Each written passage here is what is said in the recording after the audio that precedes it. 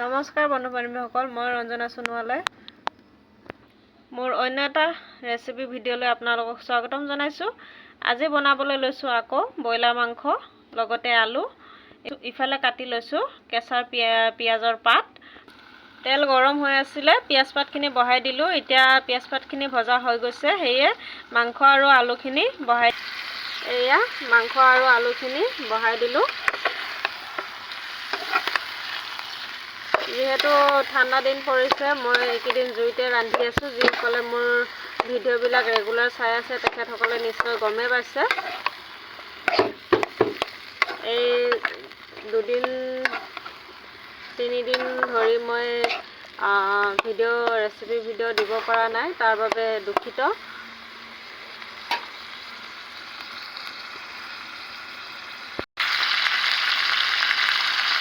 এয়া নিমখ এড কৰি দিছোঁ 1 চামুচ,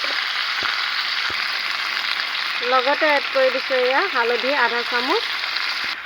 এয়া নিমখ হালধি এড কৰাৰ পাছত সম্পূৰ্ণ গোটেইখিনি মিহলি হোৱালৈকে অলপ সময় ভাজি লৈছোঁ। এয়া আলু আৰু মাংসখিনি অলপ সময় ভাজাৰ পাছত অলপ সময় ঢাকি ৰাখিছিলোঁ। এতিয়া মই অলপমান মছলা এড কৰি দিম, লগতে এড কৰি দিম বিলাহী। এয়া বিলাহী কাটি ধুই ৰেডি কৰি ৰাখিছোঁ। আপোনালোকে বাৰু মোৰ ৰেচিপি ভিডিঅ'বিলাক চাই কেনেকুৱা পায় জনাবলৈ নাপাহৰিব। এয়া মই বিলাহীখিনিও এড কৰি দিলোঁ। এয়া জিৰা ধনিয়া লগতে চিকেন মছলা এড কৰি দিলোঁ। এতিয়া সম্পূৰ্ণ মিহলি কৰি পেলাই ভাজি দিম। লগতে মই গোটা নহৰু এড কৰি দিছোঁ। মাংসত এনেকৈ গোটা নহৰু দিলে ভাল পাওঁ মই। যিহেতু আপোনালোকে যদি আগতে মোৰ ৰেচিপি ভিডিঅ' চাইছে আপোনালোকে নিশ্চয় জানে, মই প্ৰায় এনেকৈ দিওঁৱে গোটা নহৰু। এনেকৈ খাই ভাল লাগে, সেইকাৰণে মই এড কৰোঁৱে গোটা নহৰু। মানে আদা নহৰু পিচি পেলাই দিয়া যায় যদিও গোটা কৰি আকৌ এক্সট্ৰা কৰি এনেকৈ দিওঁ, খাই ভাল লাগে।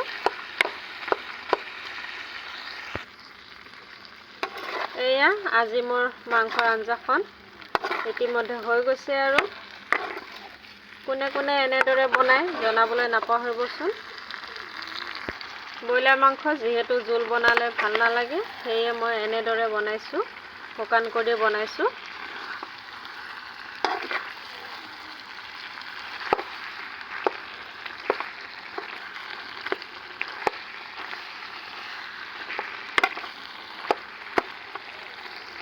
আৰু এটা কথা জনাওঁ, যিসকলে মোৰ ইউটিউব চেনেলটো ছাবস্ক্ৰাইব কৰা নাই ফ'ল' কৰা নাই, তেখেতসকলে ফ'ল' কৰিব বুলি আশা থাকিল।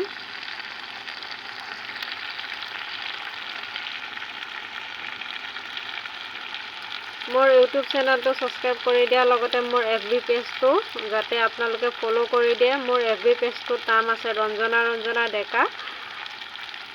সকলোৱে যাতে মৰম দিয়ে তাকে কামনা কৰিলোঁ।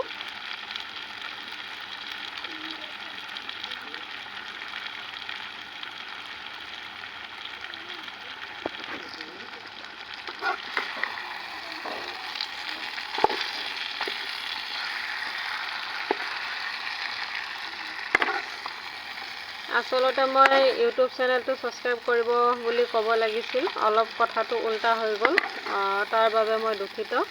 ইউটিউব চেনেলটো মোৰ ছাবস্ক্ৰাইব কৰি দিব। যিসকলে মোৰ ইউটিউব চেনেলটো ছাবস্ক্ৰাইব কৰা নাই তেখেতসকলে মোৰ ইউটিউব চেনেলটো ছাবস্ক্ৰাইব কৰি দিব, লগতে মোৰ ফেচবুক পেজটো ফ'ল' কৰি দিব। আৰু এয়া আজি হৈ গৈছে মোৰ মাংসৰ আঞ্জাখন। আজি মোৰ এই মাংসৰ ৰেচিপিটো কেনেকুৱা লাগিল আপোনালোকে জনাবলৈ নাপাহৰিব।